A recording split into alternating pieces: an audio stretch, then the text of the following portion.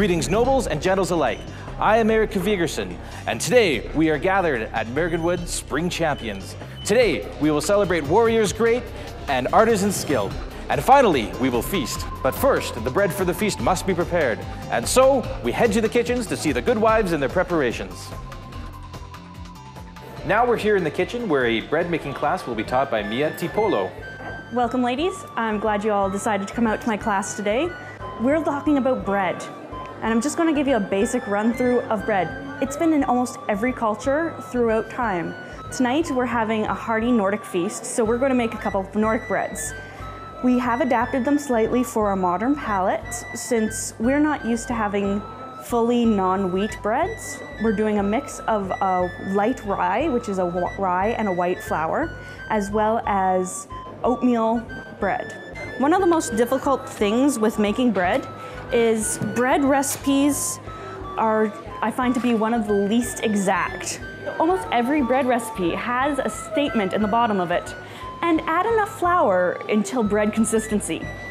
So that's kind of what I want to do with you guys today. We're going to make the bread, we're going to look it over, we're going to figure out what bread consistency is, and just the basics of the making of the bread.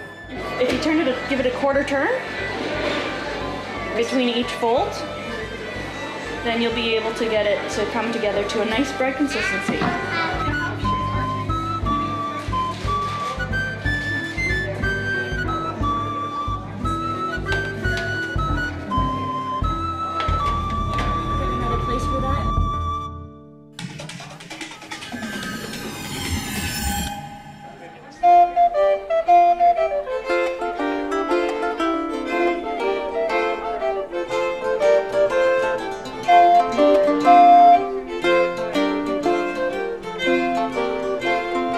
My name is Chris Shear, and I am in the SCA known as Eric Vigerson.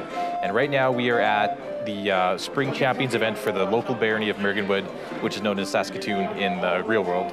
The SCA is a reenactment group where people study and reenact different activities from all across the Middle Ages. We have the armored fighting, the rapier fighting, archery, and arts and science.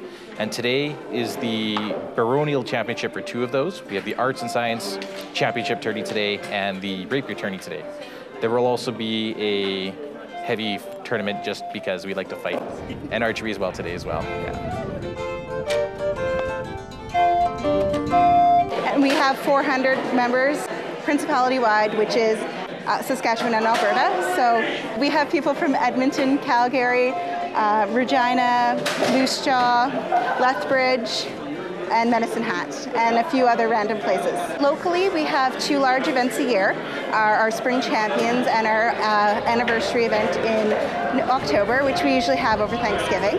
And then we have what we call our taverns, which are just gathering, have that sense of community with each other.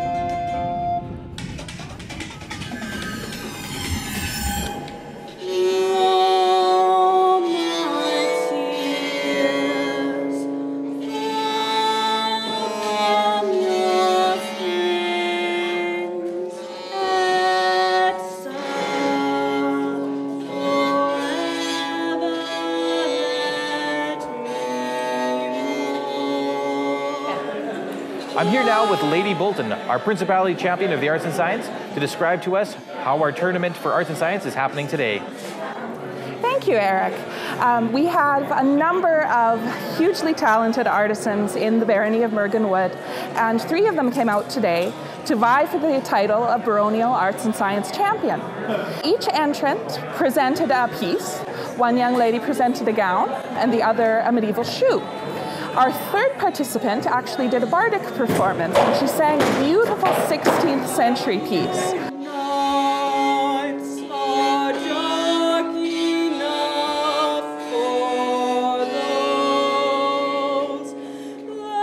I am Lady Isabel Black. I'm entering this dress I am wearing. It's about 1520s to 1560s in style. the Tudor era starts with Henry Tudor and goes to Queen Elizabeth. And it was a time fraught with a lot of interesting stuff that went on. Religion changed. You had war, you had civil struggle, and it was a very just changing time in England. And it was also a very interesting time of changing fashion, especially during Henry VIII's reign. Depending on who was queen was what you were wearing, because, you know, Catherine of Aragon, Anne Boleyn, very different styles. Anne Boleyn, Jane Seymour, very different styles. So it's definitely an interesting time in women's fashion as well.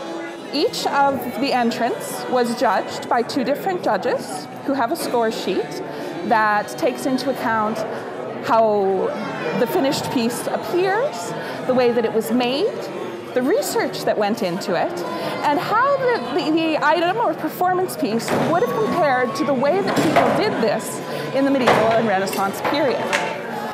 And each item, whether it's the song, whether it's the shoe, whether it's the gown, we try to judge with an eye that a 14th century person or a 16th century person would have used to look at these items.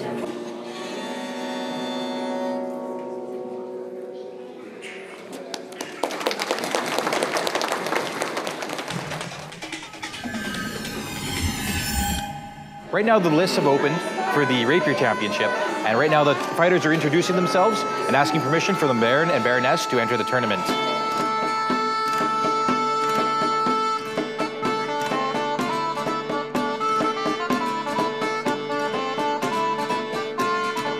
I have been the champion. It was great. You guys need to be the champion because it will be great. Fight well, fight clean, and stab your opponent in the face. The Rapier tournament for Mergenwood is a test of skill, and in this one it will also be a test of stamina between individual fighters. We will fight one-on-one in a round-robin tournament style where everyone will get a chance to fight everyone. What makes this tournament a little more difficult is that you must beat your opponent twice in a row. So you must show a definite skill advantage, or at least a luck advantage, repeatedly, and not just once. If you manage to kill each other repeatedly, then you will both be lost and it will move on to somebody else. The people vying in this tournament are hoping to replace me to become the champion of Mergenwood to represent them for the next year. With me now is His Excellency Don Raoul de la Roche to explain the finer points of rapier fighting. Please join me in a salute. So behind me right now we have our rapier tournament that's going on. You know, it's very much like fencing is, like regular Olympic style fencing, except that we have a few differences in our rules. One thing is that in regular modern fencing, you have to go in a straight line back and forth, whereas we're allowed to actually circle around behind our opponent, do whatever we want that way, and we also do cuts. The whole body is a target. However, if you hit in the arm, then that just means you lose the use of that arm. And the same thing with the legs. You'll see people might go down on their knees. They could hop on one leg, but it looks kind of silly. But if you get hit in the body, or the head, or the groin, then that's a kill. And then they fall down, right? So.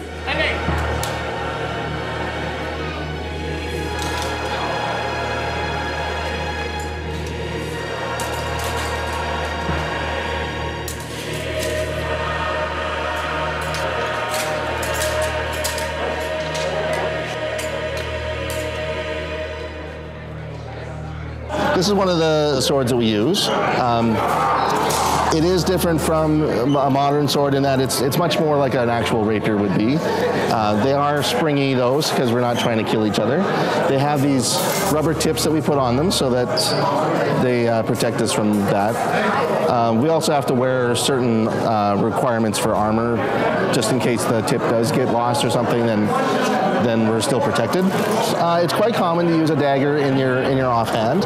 Sometimes people will use a shield or some other object, or you are allowed to use just your open hand, and you can actually parry the other person's weapon with your hand. We have now the finals of the Mergenwood Championship of Rapier. We have his Lord Leoter versus his Lord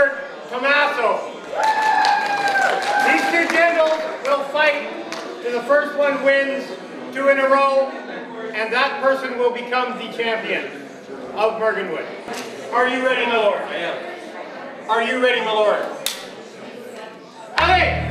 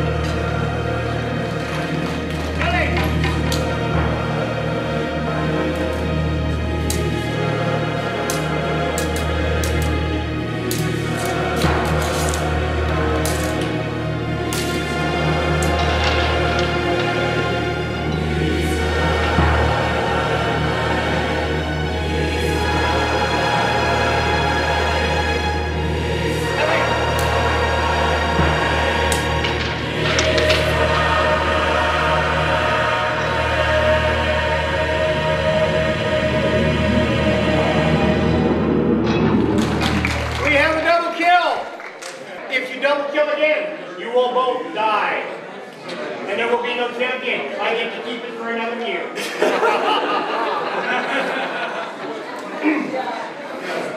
So you know which route I'm going for.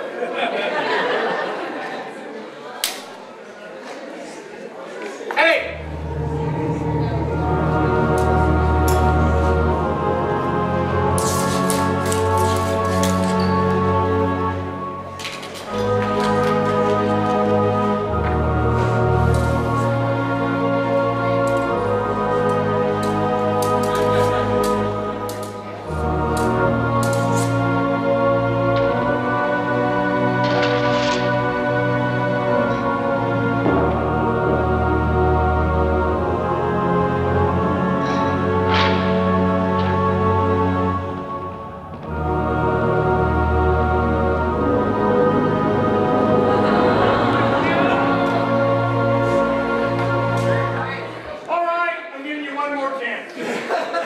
Sudden death. Death.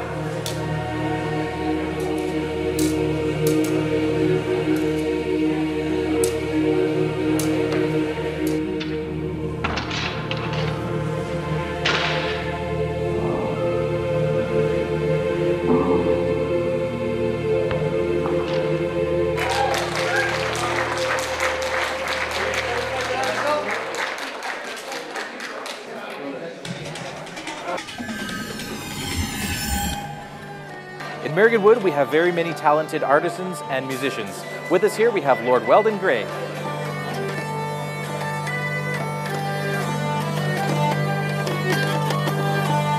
This is a hurdy-gurdy, and it is the thought is about 1,000 years old.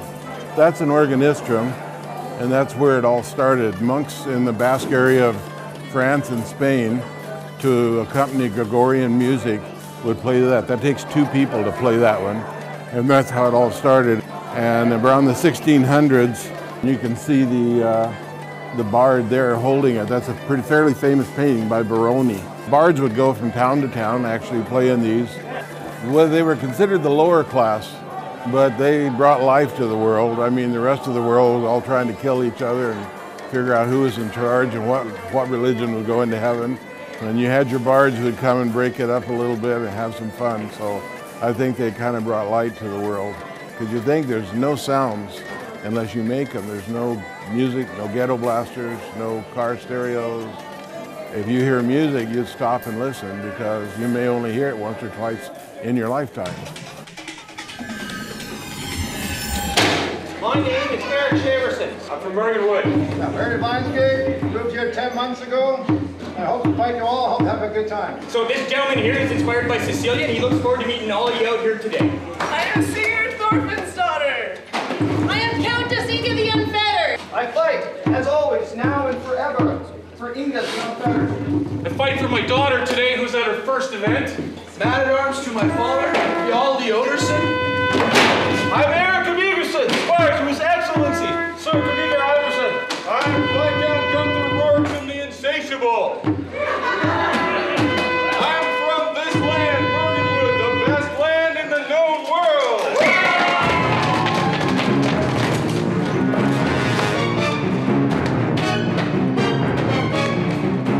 I always liked fighting growing up. Me and my brother used to make swords and sword fighting, that kind of thing. So naturally, I kind of gravitated towards being involved in the armored fighting. We practice around a concept called hard enough.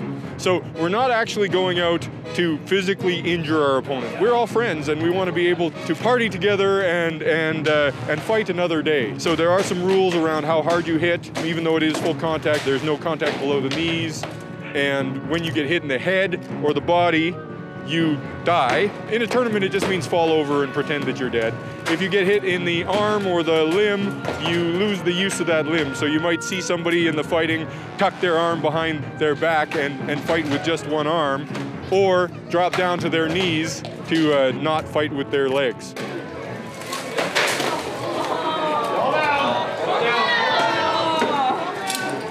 I do, I will not be able to get back up. We'll get you back up. In medieval tournament fighting, they didn't kill each other. They fought full contact with baited swords. So they were metal swords, but they had the edges ground down so that they weren't going to cut limbs off and things like that. And they fought typically till submission.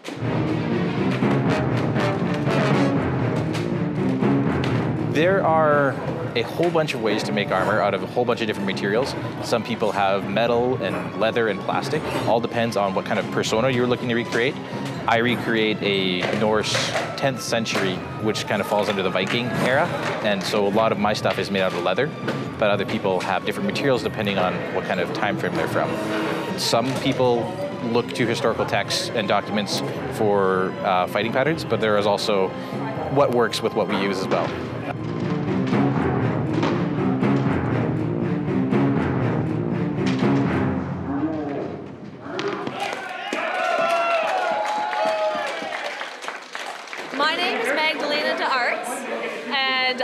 A rapier fighter here in the community, and I'm also inspiration to Eric Kvigerson. So what the fighters are doing right now is they're having a bear pit style fight. So the fighters are going to fight each other, and I believe this pit they've set up that the loser stays and the winner goes off and a new fighter comes in. And so the fighters will stay, and as they lose they will stay and fight new fighters until they win to get out. And so I believe they can stay up to 3 fights, I believe. Sir Kviger said before they can actually then leave. And so this lets the fighters fight as many different fights as they can in many different situations.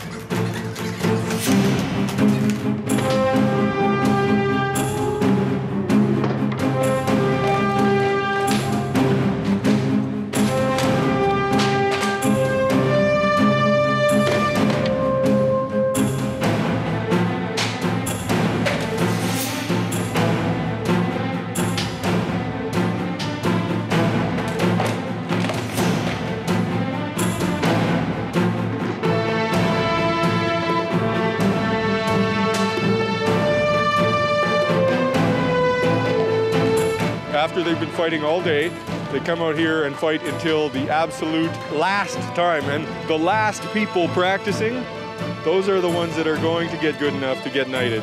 And honestly, a knighthood is very similar to a black belt in any other martial art. It requires a level of skill fairly equivalent. I do other martial arts as well, and it is a fairly equivalent level of skill. Who likes flowers? Do you know how to make flowers out of a piece of cloth? It's not easy. Well, I'm not very good at it.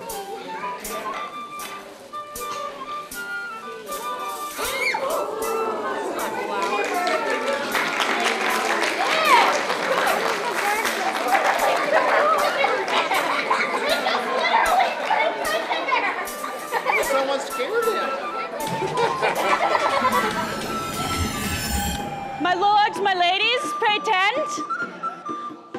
I am bringing out the first course of our dinner tonight.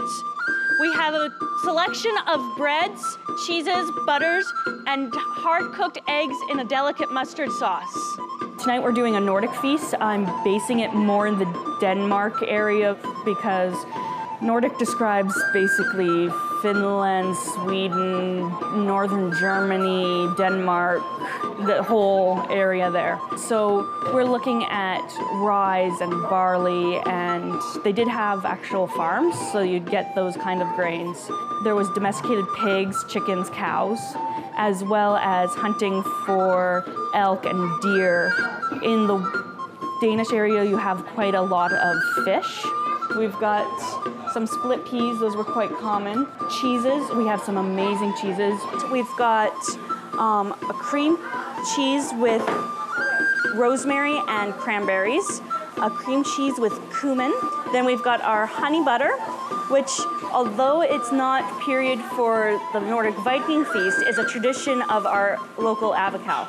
There are some dishes, such as a fish dish called lutefisk, that I had decided not to make today because our modern palate doesn't enjoy it as much. It's a pickled and fermented fish.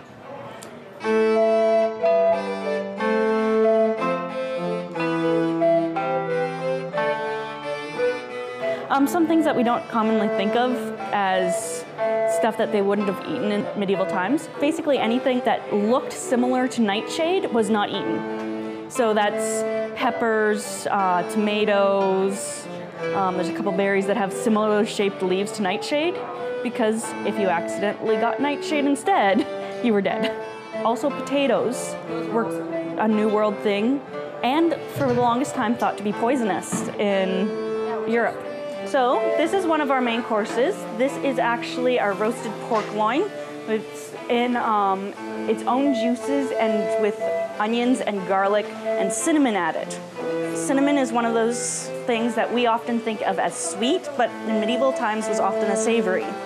Pork was one of the most domesticated animals in the northern Nordic countries. You could feed them anything and they'll survive. No one will go hungry today. Roasted pork loin, roasted root vegetables, a sharp mustard sauce, and I hope you all enjoy.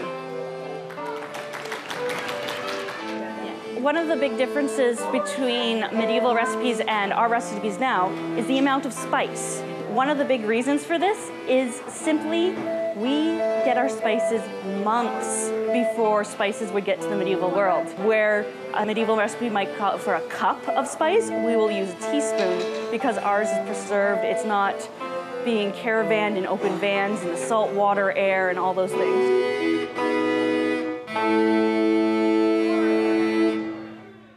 There are some medieval flavors that we wouldn't think of enjoying, but we actually do enjoy it.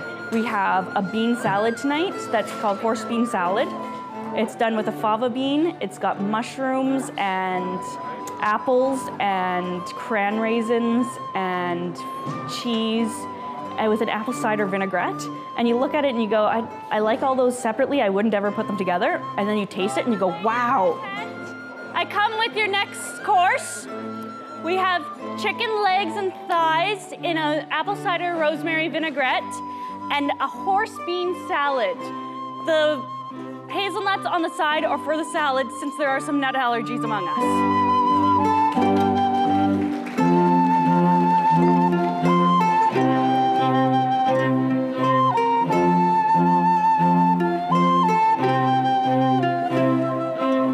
This is dessert. This is a millet porridge. It is high in vitamin B as well as it's gluten-free and completely period. They would make a porridge out of this and they'd either eat a savory porridge in the morning or they'd have a sweetened porridge with honey in the evening. I bring forth a millet porridge sweetened with honey with stewed apples and roasted hazelnuts to top alongside some sharp cheddar cheese to finish our feast tonight.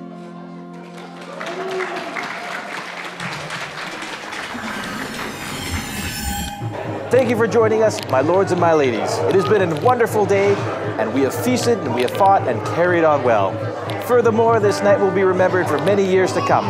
Lords and ladies shall sing of it, and it will be remembered in the eternal library of Max Magazine.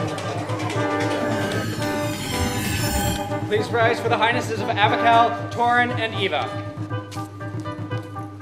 Baron and Baroness of Montagnard, Craig and Una. Baron and Baroness, Verwolf and Desrianne. Their Highnesses would like the event steward and the head cook to please present themselves. Thank you so much for hosting such a lovely event and such yummy food. So did everybody enjoy what they ate?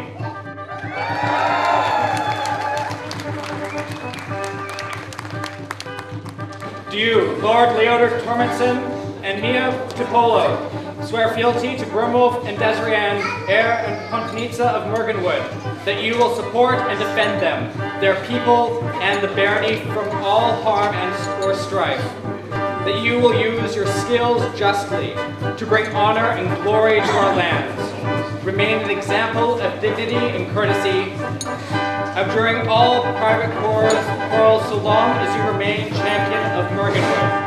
Three cheers!